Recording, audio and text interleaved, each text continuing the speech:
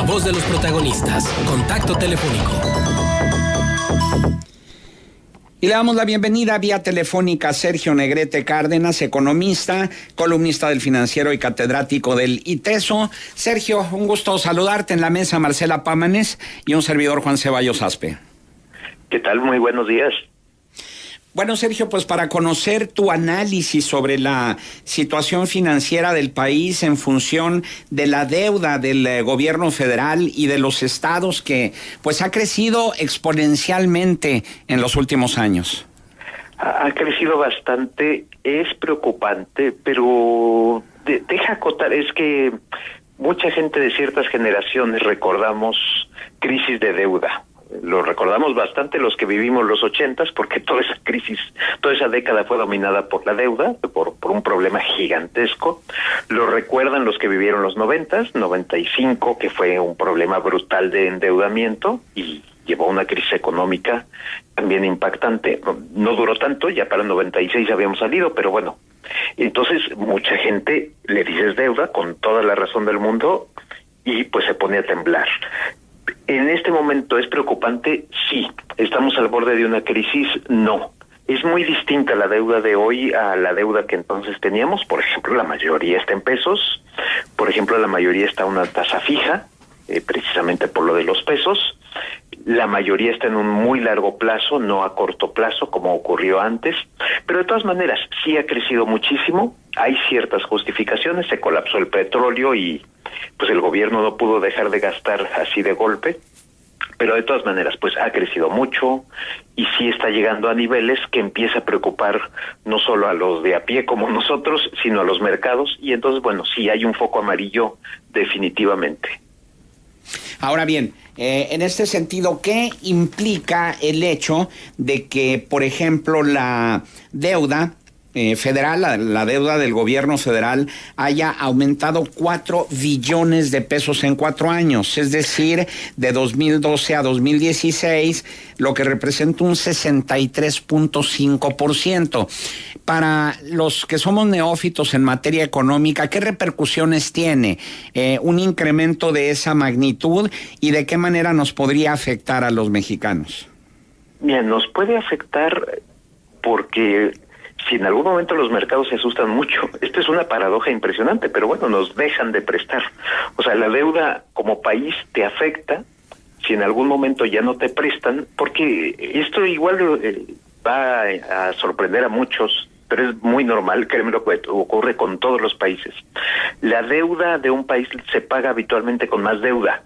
No quiero que el auditorio tenga, por favor, la imagen, que es normal, de una persona con una tarjeta de crédito, y dice, bueno, la tengo que pagar a fin de mes, o la tengo que ir pagando intereses con los mínimos de mi dinero. Habitualmente un país paga su deuda con más deuda, o sea, los CETES, por ejemplo, que van llegando a su vencimiento, se pagan pues con más CETES, se emite más deuda, y curiosamente es cuando se rompe el círculo que entonces el país ahí sí tiene que pagar con sus propios recursos y entra muchas veces, no siempre, pero muchas veces en una crisis. Ahora, ¿por qué subió tanto? Y bueno, pero de todas maneras, pues se pague deuda con más deuda, de todas maneras no hay que estar en niveles tan elevados. ¿Qué ocurrió?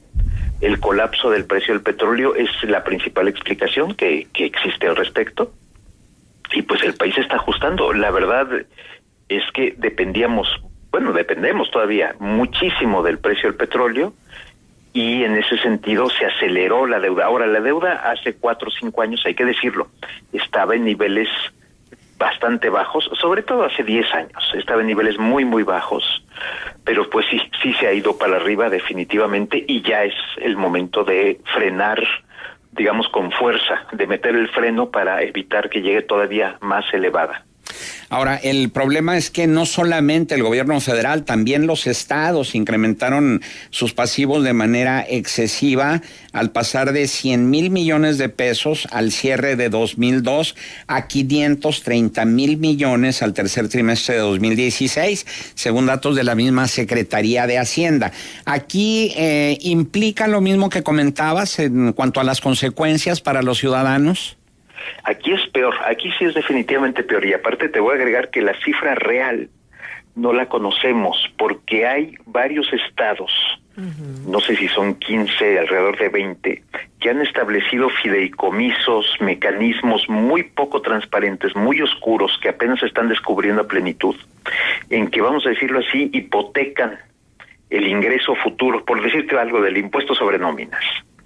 Y quizá, pues mira, el flujo que yo reciba de este impuesto se va a ir a pagar esta deuda, entonces endeudan, realmente hipotecan el ingreso futuro del Estado. Un ejemplo muy notable es Puebla, y entonces el gobernador de ese momento tiene un montón de dinero, lo puede usar en obra pública o en cosas positivas. O en promoverse él mismo su imagen. O en promoverse él mismo, o en cosas no tan positivas como campañas electorales. Como ese dinero no estaba realmente planeado por la federación, no estaba ni siquiera aprobado estrictamente, hacen lo que quieren. O sea, la poca transparencia tiene muchas consecuencias negativas.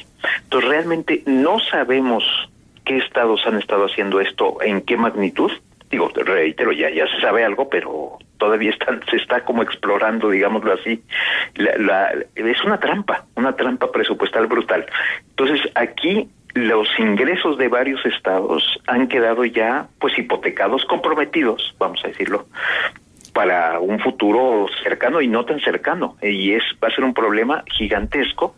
Y bueno, cada vez que llega un nuevo gobernador, y ya no digamos cuando ha sido tan corrupto el gobierno anterior, como ha sido el caso de Veracruz, por ejemplo, en que dicen, bueno, sí, perdón. No, adelante. No, pues que descubren que muchísimo dinero está ya comprometido y que a veces no tienen ni para la nómina. Entonces, no, el impacto es brutal. Sí, pero además también el hecho de que estas deudas, que lo que se conoce o lo que está reportado en sus cuentas públicas y registrado ante Hacienda, no es realmente lo que corresponde a la verdadera deuda. Mencionabas el caso de Puebla, que tenía registrada ante Hacienda una deuda de 8,000 millones de pesos, pero en realidad debe casi 25,000 millones de lo que se conoce. Pero también quisiera conocer tu punto de vista sobre el hecho de que detrás de todas estas deudas ocultas o maquilladas, pues está Pedro Aspe Armella a través de la casa de bolsa Evercore, antes Protego, que precisamente a partir de 2002 empezó con el negocio de asesoría en finanzas públicas locales mediante esquemas para que sus clientes, es decir, estados y municipios, pudieran acceder a los mercados de préstamos, pero ocultando o maquillando cifras, que es lo que estamos viendo ahorita. Sí, es lo que estamos enfrentando. Ciertamente es una práctica muy cuestionable. Quizá en su momento ayudó. Muchos esquemas que empiezan con muy buena intención, digámoslo así, decir, oiga, vamos a que su deuda sea más eficiente, sus mecanismos de endeudamiento sean más claros, que la deuda que se le vende mañana vamos a reprogramarla, pues acabaron en realmente trampas presupuestales, esquemas muy oscuros que no se tiene claridad, y es increíble que esté uno investigando. Y aparte, después bastante gente que ayudó en estos mecanismos se pasó a la propia Secretaría de Hacienda con el gobierno actual. Esto fue una peculiaridad, una casualidad. Y entonces, bueno, ellos mismos no solo conocían, pero sino que pues no estaban en contra o apoyaban esta clase de esquemas. Entonces, realmente se dio una especie de complicidad, vamos a llamarlo de esa manera, no que estos funcionarios ganaran dinero, no que fueran corruptos de por sí, pero pues sí, llevaron a que se engañara a la propia Secretaría de Hacienda con mecanismos que habían diseñado cuando estaban en el sector privado. Bastante impresionante, vamos a decirlo así, esta complicidad que de facto se dio. Sergio, buenos días. Marcela, ¿qué tal? Pámanes. Bien, gracias, Sergio. Pues para preguntarte, ¿qué sucedería? Vamos a imaginarnos y a poner un escenario totalmente hipotético, que sumáramos todas las deudas de los estados, que sumáramos la deuda de la federación. ¿Qué pasaría con la economía de este país? Sí, te falta una parte, porque muchas veces cuando hablamos de gobierno federal, pues se piensa en el gobierno central, vamos a decirlo así. No, te falta uno importantísimo, te falta una palabra, Marcela, se llama Pemex. Claro. Eso es bestial. La deuda de Pemex casi es igual en nivel que la de todo el gobierno federal. para que te caigas de espaldas. Uh-huh. La deuda denominada en dólares está muy cerca una de la otra, o sea, prácticamente duplicas. La de los estados, aun con todas estas trampas que son muy condenables y que ojalá se llegue a aclarar esto a fondo, no son tan altas. O sea, se oye mucho, si compromete. Es que los ingresos de los estados realmente no son altos, dependen mucho de la federación, como lo sabemos perfectamente bien. Entonces, en ese sentido, la deuda de los estados, aunque los niveles son preocupantes, aunque va a tener que limpiarse, vamos a decirlo así, y vamos a ver de qué manera y a qué costo. Lo preocupante son dos cosas, gobierno federal y Pemex. Y tú dices, si se suma todo esto... Pensiones tal vez también habría que sumarle a esto, ¿no? Pensiones es una bomba de tiempo para el país y para cada estado. Lo es. Y si se suma todo, de fácil pasas de 50 puntos del PIB, de la mitad de lo que produce el país en un año. La mitad de ese valor es más o menos el equivalente de la deuda. Ahora, mucha defensa de Hacienda o de funcionarios gubernamentales es, bueno, es que hay países que tienen hasta el 100% del PIB, 80%, bueno, ya no digas Japón, que tiene más de 200%. Sí, eso es cierto. Ciertamente la deuda en ese sentido no es tan alta como la de otros países, pero tampoco es ya baja, y realmente lo que apuntaba Juan hace rato es la clave. No es solo el nivel, que el nivel es importante, sino la acumulación. ¿Qué tan rápido? Estamos usando, digamos, muy aceleradamente la tarjeta de crédito, y es por eso que hay que frenarle. No es solo el nivel, pero reitero, el nivel no es tan preocupante, incluso el gran total, sino la velocidad.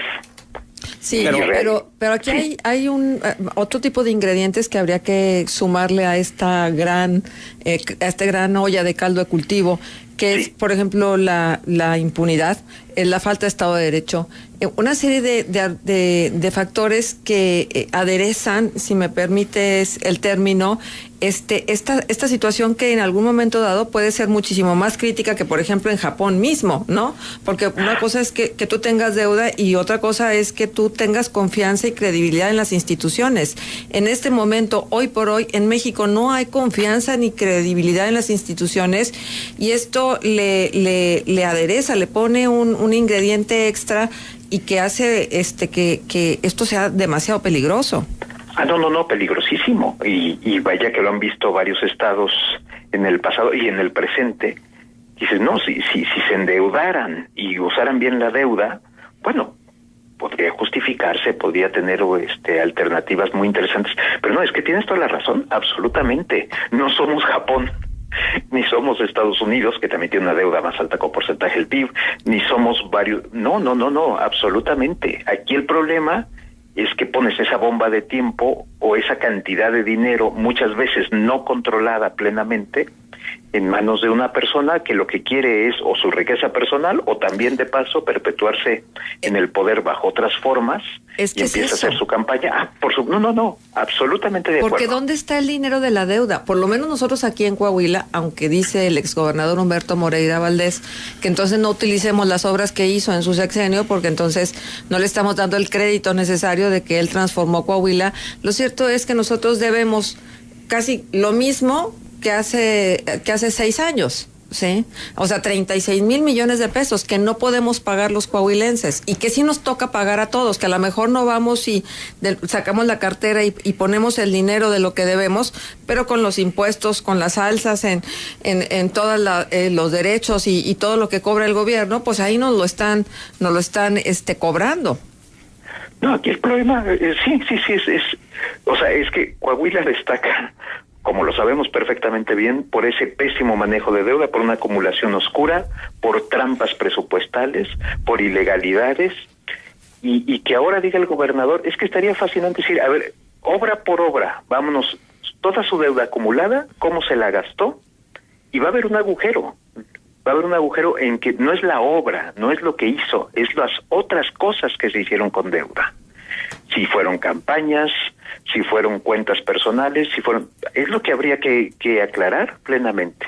Entonces no es de que no usen mis obras, no, es decirle, no, se hizo algo con ciertas obras y tal vez y todavía falta. ¿Dónde está ese faltante? ¿En qué se usó el faltante? Y esas obras fueron bien hechas, no se inflaron contratos, no se utilizaron de manera inadecuada, o sea, no es solo hice obras, no, eso está fuera de duda. Recordamos que Moreira era popularísimo por la cantidad de obras que había hecho. Pero está todo contabilizado. Ese es el problema. Fue la contabilidad oscura, la contratación que se hizo de esa manera tan poco transparente, lo que lleva a las preguntas, y no se puede responder simplemente con, pues no las usen si no les gustan. Obviamente sabemos eso. Claro. Y realmente, sí, es esa falta de transparencia, de gobernabilidad. Digo, que no sabemos a dónde se fue. Que no sabemos. Digo, uno siempre está tratando de decir, son una bola de corruptos. Bueno, les toca demostrar que no, porque empezaron haciendo mal las cosas, poco transparentes. Dice, usted me va a acusar de corrupto. Pues mire usted, en tanto no quede claro y usted no fue claro con su dinero, por supuesto que a mí me entra la duda de si usted lo manejó bien o no lo manejó bien. Claro. Y tal vez, pues el meollo de todo este asunto sea precisamente eso, ¿no?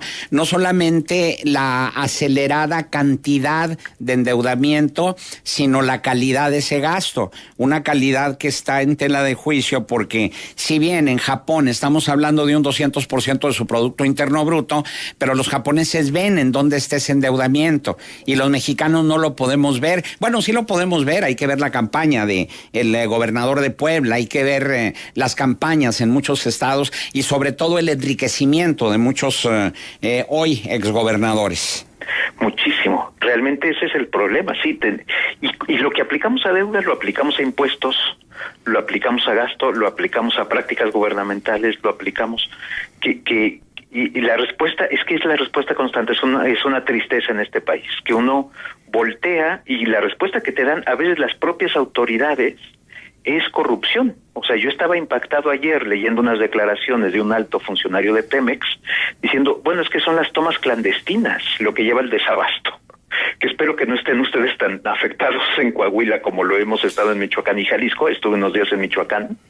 Era impresionante ver gasolinera tras gasolinera cerrada. Claro. Y que luego salga un funcionario de Pemex diciendo, es que son las tomas clandestinas. No, bueno, es que no hay manera. Han argumentado tantas cosas que están alejadas de la realidad que la verdad como argumento, la corrupción.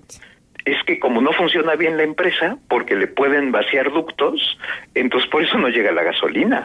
Sí, o sea, es verdaderamente impactante. Claro. Que ya te lo dan hasta oficialmente como pues explicación de lo ocurrido. Y bueno, pues ahí no pienso en Japón, por supuesto, países que tienen ductos y que los ordeñan y que les explotan y muere gente. Yo pensaba en Nigeria, pero nunca pensaba en México, francamente hablando, pero ahí lo tenemos. Claro. Bien, Sergio Negrete Cárdenas, economista, columnista del Financiero y catedrático del ITESO, nuestro agradecimiento por tu valiosa participación aquí en Contextos. No, sí, encantado. Lo que lamento fue que es un tema tan triste, pero para cerrar el año, ¿no? Les agradezco muchísimo la hospitalidad. Hasta luego, Gracias, Sergio. Gracias.